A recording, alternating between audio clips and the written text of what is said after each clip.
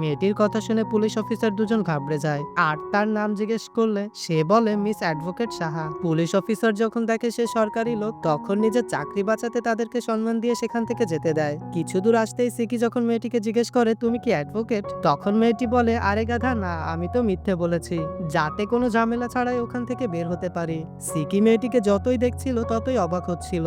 সিকি মেয়েটিকে নিয়ে যখন তার চাচার কাছে আসে তখন চাচা জিজ্ঞেস করে এটা কে আর তার বানু কোথায়। অন্যদিকে মেয়েটি বলে তার স্বামী হামিদ কোথায় আর এই বুড়োকে যে বর্ষে যাচ্ছে। মেয়েটি সিকিকে জিজ্ঞেস করে তোমাকে আমার কাছে হামিদ পাঠিয়েছিল, তাহলে তুমি আমাকে এখানে কেন এনেছো? তখন সিকি বলে তাকে তো চাচা পাঠিয়েছিল চাচিকে নিতে, তুমি যদি চাচি না হও তাহলে তুমি কে? মেয়েটি বলে আমি এনি, আজ হামিদের সাথে আমার বিয়ে হবার কথা ছিল, হামিদ আমাকে বলেছিল সে স্টেশনে লোক পাঠাবে, আমি মনে করেছি তোমাকে হামিদ পাঠিয়েছে, এটা বলেই সে কান্না শুরু করে। অন্যদিকে চাচাও তার বানুর জন্য কাঁদতে থাকে।